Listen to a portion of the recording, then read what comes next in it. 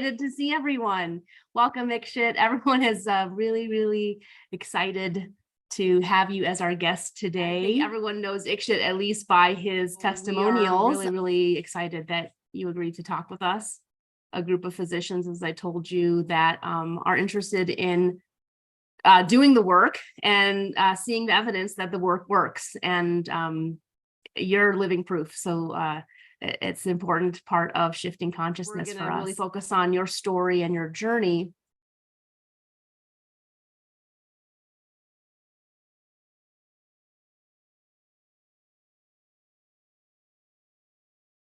Sydney? Yeah, it's so inspiring. I'm just curious now, you may have already kind of alluded to it, but are you primarily just doing Joe's meditations, and kind of what does your day look like in terms of that?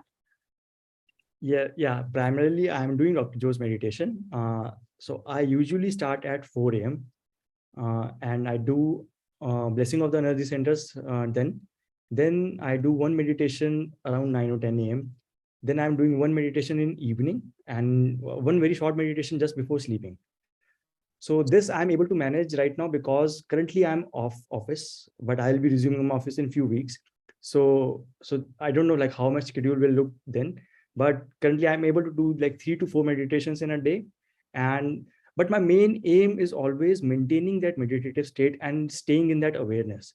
So maybe like I'll just try if I can do that with less number of meditations also, because I have felt that is important. It's not like we have done our meditation and just out in that same environment and with that same emotions. So then that way meditation is like not doing nothing for you. So I consider meditation just as a tool, not as everything, because I know meditation is allowing me to get beyond like something. So meditation is not everything. So just it's a tool and I have to get into a particular mental state. So I'm using that meditation for that only. So this is my schedule as of now. I think that's such an important message, and that's probably the hardest thing because, of course, when we're in the meditation, we're in that state, and then coming back to our realities where it's the hard part. Yeah. So this is the real challenge and real work, right? Yeah. Thank you. Yeah. Blanca? Yes, hi. So Ikshit, is not just for you a dream come to be here, but for me too, to ask you a question.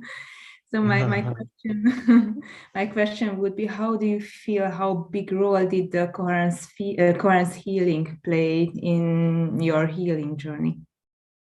Yeah, it definitely played a big role because as I said, I have been feeling improvement on and off throughout my journey of meditation.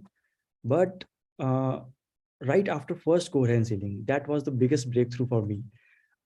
Like throughout the 4 days, because on the 4th or 5th day was first coherence healing. So every day I was feeling some kind of improvement in my walking, like my volunteers and my caretakers, everybody could see and they were like pinpointing me, see, your walk is a little bit more smooth. But after the first coherence healing, when I stood up and when I started walking, it was completely different experience. That kind of strength and lightness that I felt after first coherence healing, it was way like there was a drastic change before that healing and after that healing. So yes, definitely coherence healing has played a bigger and important role in my healing process. And that has just strengthened my belief more. Like if we can collect more energy, like if more people are there, it means just there's a stronger field of energy. And then that stronger field of energy is having a bigger impact. So it just means I have to increase my energy as well, so that I'm not always looking for this coherence healing. And if I can raise my energy level to that level, that I'm able to like give this much strength to my muscles on my own also. Thank you. Oh, I still keep going back to this. Like there was no space for Ikshit to share with his doctors what he's done. They didn't even ask. It's amazing. And my neurologist is also, world famous MS neurologist. And when I went to him, I did a walk. They time a walk for a certain distance that's calibrated. And my walk, my speed went from 6 seconds to 13 seconds, to 13 seconds to 6 seconds. And they're like, oh my God, it's amazing. And I'm like, yeah. And I said, I'm doing this, work. And they wanted to hear about it, but I could see at some point they zoned out. And it's amazing because if we're going to reach physicians, like where's that space for them to be open? So I felt like I had always been open, but where is that openness? Is it because doctors are so in a rush and we have so little time to spend with each patient that kind of time for conversation is not even available? So I don't know, but I just feel like that's such an important piece if we're going to reach physicians. Where's that interest? But I think like Fine with you, that. like doctors like you are setting an example, and when you will start giving them results, and like other doctors will see through you that you are creating a change, so that will the biggest proof for them, and then maybe they are like opening their hearts and they start listening to this, because otherwise they are still not very open to anything, like, to learn any kind of this knowledge and believe in this. But you are just the examples and torchbearer of this work in medical science, and through you many doctors will get this message and maybe start believing in this. Absolutely. And I That's feel such a responsibility to get done, like to get this going, because I know it's going to be so powerful. And when I struggle, that's part of what keeps me going, is knowing I can be an example, to my colleagues. So. Definitely. awesome. Thank you, Jill. Sarah. Thank you, Ikshit, and thank you, Jill. My comment and my question is coming off of Jill's question as well, that my patients are my greatest teachers. And when they tell me that they started a new supplement or they believed in some other therapy that wasn't my recommendation, but they started to do it, and then I see changes within their persona, within their energy around them. And yes, we're going through the chemotherapy treatments, but there's something different. There's something changing about them. And I love to support that. And I try to create that very open space that they can share that with me so that I can keep filling more love into that. So if you could teach me, or in your experience, when you're sitting in the office room with your doctor, what do you want to hear from us? How can we support you? And what do you wish more of from us? Wow, thank you for asking this question, because this is everything. Like, this is the real thing, and I'll definitely share, because I really felt and I really thought about this. So recently I visited 2 set of doctors, and so one, as what I already told you, the experience, very short tempered and so much in hurry, that really tensed me already. So I didn't like meeting him, because like I was scared, like I was scared to ask one question from him. So I don't want any doctor to be like that. I know like they are short of time, but still, if you're seeing a patient, if you're doing it very patiently, and you're giving your complete attention and your calmness, that will bring 50% of the change, I am saying. And then I visited different doctor, like in the past couple of days only. That was complete opposite of this doctor. Very calm, giving me so much of time, relaxed time, having complete conversation, and answering whatever I'm asking. I really felt the difference. Like, I felt so much of relief after talking to that. And my mother even, like, doctors should be like this. Like, they're asking, like they're answering everything. And he never used the word, this can't be cured. Like, I'm just letting you know the keywords and how it impacts. The language is very important. Like, I know, see, doctors has to say what is factual and what's on papers and data, but it's okay. You, as Dr. Zoe says, being the placebo, you can't be the placebo every time. You can't just say no, it can be cured, it can be cured. But at the same time, if you avoid being nocebo, like not saying what is not important to say, like, okay, just what the data shows, but not making the patient believe that this can't be cured. like not using the word incurable or something like that. Because after God, doctors are everything for a patient. So if doctors say something, it creates a very big impact on somebody. So if you're just telling them the truth, okay, tell the truth, but with correct usage of words, and just being love yourself. Like as I said, whatever I'm doing prior to Dr. Joe, science beyond science, cure is possible. They used to say there, doctors should be the medicine.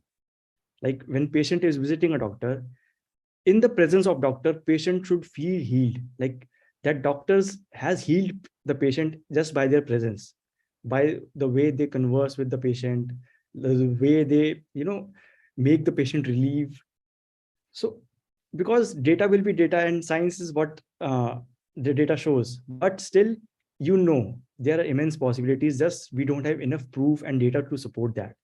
But you can like always say, this is what data shows, but there are still many alternative approaches if you can try, but you are just very clear on your legal terms, like what you should be legally safe. You have to be legally safe. You can't say anything that's not proven yet. But at the same time, just using what's possible and how you can do it with correct usage of words, I think that should be the solution. And if you can do it like this, I feel this personally because I have experienced this myself. Thank you, Ikshit. It's Thank you. really, our language is so powerful. I think that we forget the things that we say have such a huge impact. And I think we've all witnessed that in our own practice. So thanks for reminding us about that. Thank you. Robert. Hi, Ikshit. Very glad to meet you. And in part, you've already answered my question, which was going to be, did you find that during the course from childhood up to now, that you were trying to be, quote unquote, convinced that this was an incurable, disease pattern and whatnot? And you've kind of addressed what you would hope to find in us. From that standpoint, I think that I can only speak for Western medicine. It's a very dogmatic way that we're brought into our knowledge and everything. So from that standpoint, people such as yourself are really the icebreakers. And I really wish that you could take your little lecture that you just gave us and go to med schools and teach some of our students, to practice this. Because in my practice, I so often see, well, Mr. or Mrs. X, this is what you got. This is how it's going to be. Just prepare yourself for this outcome. Yeah, definitely. And yes, because I have felt that when I was in my initial 20s, when I used to visit doctors then, and when they used to say that it's incurable, or somebody told me that, oh, you have this kind of disease that's not curable. So then, yeah, it had a very big impact on me. Like for quite a few weeks or even months, I was in like deep depression just listening to that. So that impacted me a lot, and I could literally feel the difference, like in my physical health, because just of that listening to that thing, I could see I was moving backward very strong. Even the exercises I was doing and the motivation I had to bring myself up, it was completely gone. And like I moved more backwards after listening to that. So I could totally relate that how that words create a difference in patients' minds. And definitely I want this message to reach in med schools, and if the students who are just coming up and becoming our future doctors, if they can understand this and start trying to implement this in their work and when they're seeing the patients, that would be the biggest revolution, and that's what we need right now. Kat. My question, I think, has been answered multiple times. I'm really glad we're talking about this. What the barrier I've been coming across, and as physicians, we've been trained to and cautioned not to be too hopeful or not give false hope, give the goods, give the real science. And For that reason, we always want to be backed up by studies, by this and that, by truth, as we see it in Western medicine. So where is, in your opinion, what's a good way, in your opinion, to say that message without coming across like you're giving false hope? I should say, why is this a false hope? Because false hope is something that's never possible, and that's completely not possible at all. But see, whatever we are like having facts, and as you said, the truth, like, see, what I feel, that truth is still not the complete truth and the real truth. They are the facts that's just proven till now, and that might change.